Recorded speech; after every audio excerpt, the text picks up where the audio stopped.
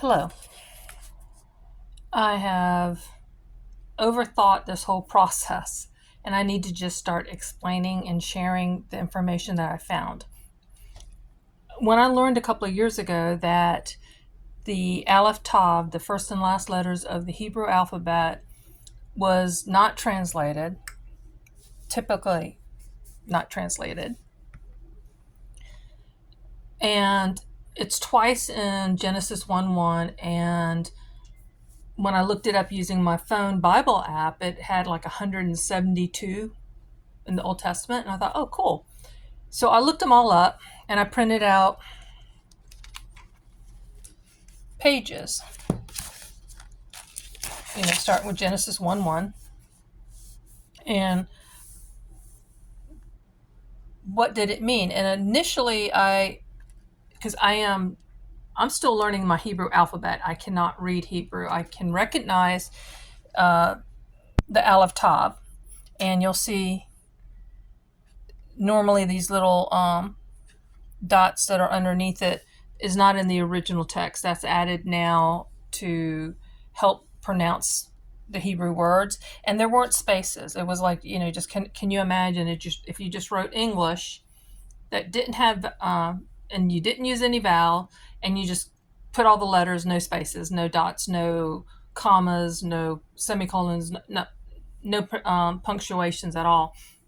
And then even if you wrote it yourself, you come back years later and you look at it and going, what the heck what was? And you can probably figure it out, but a little bit on the history of the Hebrew language later. But I did that for almost 200 sheets, 170 something sheets. And then I went on Bible Hub because I wanted a little bit more information. And I used Bible Hub to get this done. So I got the King James, the Hebrew, and then that along with the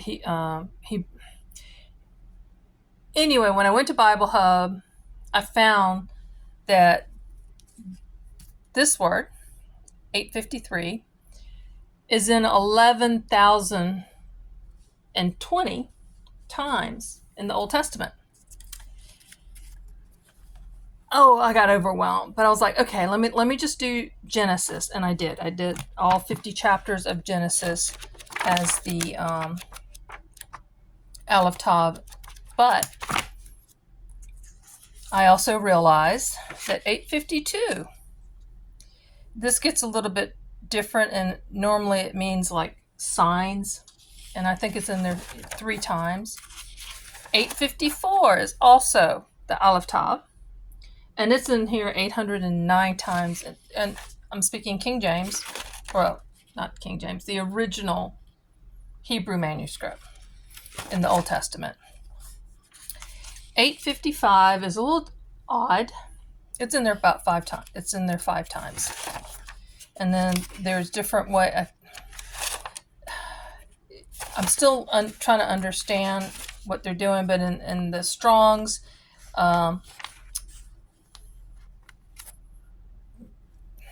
it also gets translated as plowshare and mattocks. And this one is a female singular. And just to understand our own English, in 1611, people weren't walking around saying thee and thou to other people. The translators of the King James Bible use that because both the Greek and the Hebrew have very specific you. In English, when I say you to a group of people, but I'm only talking to one person, there's no, unless you're in the room and you understand that distinction, if you were to describe that later, you would name the person. You wouldn't, Vivian said you to so-and-so. So that would show the usage was to a singular you, but in our grammar, we never say you is. In proper grammar, I've heard it used that way, but that's it's always you are, whether it's singular, whether it's two. And I believe in Hebrew and Greek that they actually have a singular you, like this one here. We had the singular female, Then there's a U that's for two people, and then U for more than two people. So the English translators of the King James try to put that in the Bible by using thee and thou, even though that wasn't normal for their language even then.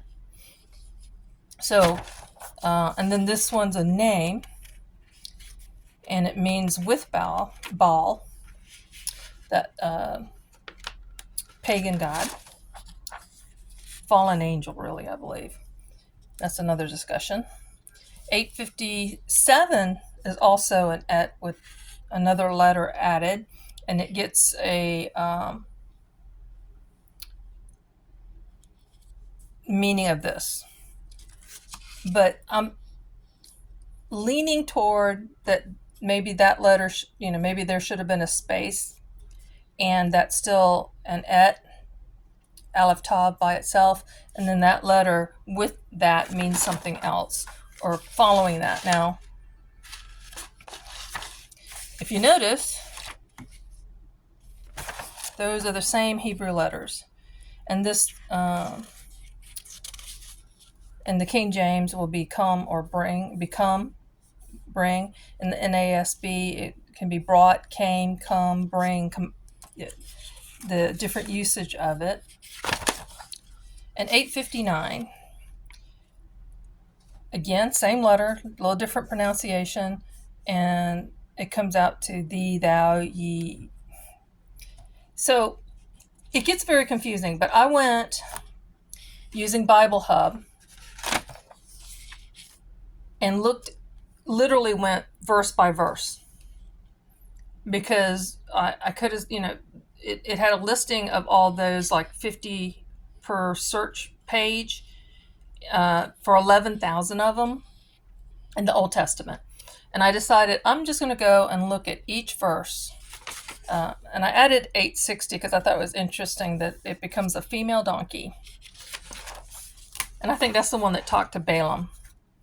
But I looked at each one, created a little macros that I would copy all this over and then format it and have it in this line, so you can see where it's in Hebrew highlighted, and then highlighted here. And over here, initially knowing about the one Aleph-tav, that it was connected to God, Elohim, there was a second one, and it gets translated as and in English, but that may not be. It may be just that letter has a different meaning when it's with this, with the Aleph-tav, because the Aleph-tav actually is connected. This is what I'm learning, is connected to heaven, and it's connected to, and this one's connected to the earth. I thought it was like Elohim like it was a hyphen of the two together, but Elohim, that's a deep study in itself. Plural word that gets translated as capital G God, or lowercase gods, because it's a plural. Anytime it's a M ending in the word, that's how they made plurals. We add S's to a word to make it a plural in English. In Hebrew, it's the M, cherub, cherubim. So that's plural. And then when you, in the King James, I think in one place they have cherubims, which is wrong. It's cherubs, or cherubim, which is plural in itself. So I'm learning certain things. And like I said, I'm still learning the alphabet. I don't know the whole Hebrew alphabet. But what I am good at, I love puzzles, I love mysteries, I love solving things, I love figuring out things. What I notice is the pattern. And I've got this one highlighted. That before a person is named in the Bible, oftentimes, almost always, not always, but almost always, they get that, again, where they translate it as and, they get a connection. So this is from verse 22-21. Huz, his firstborn, and Buz, his brother, and Kemuel, the father of Aram. So you look over here, and we have that pattern. Uz doesn't have that other letter in front of it. I gotta research that. But then when it says and Buz, there's the Aleph-tav, and Kemuel, Aleph-tav, father of Aram. Aram doesn't get it right there.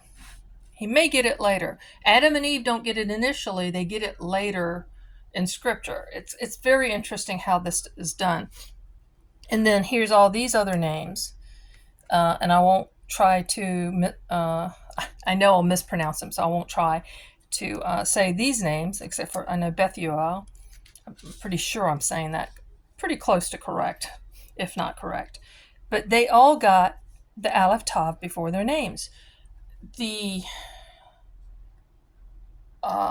where it shows up is very interesting, and I hope to just go through this with you if you join me in my journey. I am learning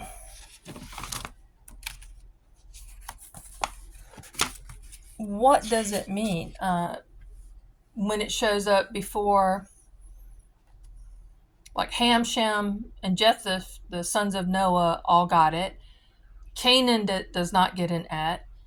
That when Esau despised his birthright, there's an et before birthright. What does that mean?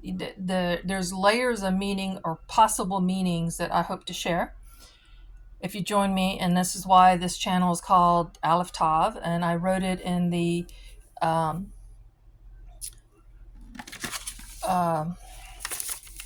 paleo. I should go ahead and explain some things about the Hebrew language that I've learned that will make this a little bit confusing. Before the exile in Babylon, and for the majority, Hebrew became a dead language while they were in Babylon. It also changed, their alphabet also changed. It went from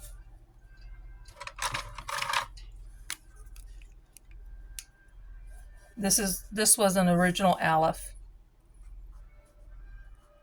Think ox head, ears, horns. That becomes the letter A, or A, capital A. But in Babylon, it becomes, I think when you write it, it's like a capital K to us. But it actually gets a three-part. It's three parts. There's, if you can learn what the letters meant originally, Aleph, the ox head, strength, power, leader, and Bet, which is house or tent, shelter, and way it's drawn and way it's changed. When you put put them together, you have the father. So that's the strength of the house, the leader of the house, however you want to translate it. So if you can understand, and that's what I'm really trying to learn, the alphabet, because when you can learn the alphabet and its original meanings, you can figure, you don't need a dictionary. The letter, when you see a word using whatever letters, if you know the meanings of the letters, you can figure out what that word means and go from there. But I'm really excited about this. I think there's something we've been missing out on. When Jesus said he's the Alpha and Omega, the Aleph-tav, the first and last letters of the Hebrew alphabet, and it's just not typically not translated. That's the way, not typically translated, excuse me. Used as a direct object marker. Some of you English majors may understand that better. But a lot of times it gets added with another letter, like I showed with the and it becomes a different word. So join me. I'm learning. Again, I'm not an expert, but this just had me excited. And I tried to start this a year ago, but I had so much other stuff going on. And here I am in July, and I just had to start. You know, I just had to do it. I've got all this done. As you can see, Genesis has a lot of mentions, and more often than not, it's in there multiple times. Just in Genesis, it's not in every verse. It goes from we go from verse 1 to verse 4, and then 7. And whenever I saw Elohim or Lord, Adonai or Yahweh, I try to highlight it in there. But oftentimes, like here, in the days of creation, certain things get X. I still need to sit down and really get a good overview and see what the pattern is in that. But names gets it. Certain objects gets an et. So I'm still trying to work it all out. And I hope you find this as interesting as I do. And whatever conclusions you may have. I've asked a rabbi about this. I've talked to someone else, and I'm listening to someone else teach about it. So I may be, whatever I had said earlier in this video, I may have to come back and say I was wrong about that. And that's all part of learning. I am okay with being wrong as long as I learn what's right. But how do you know? I mean, 2 years ago, I didn't even know this was anything to read about. So, thank you for joining me. Hope you find this as interesting as I do.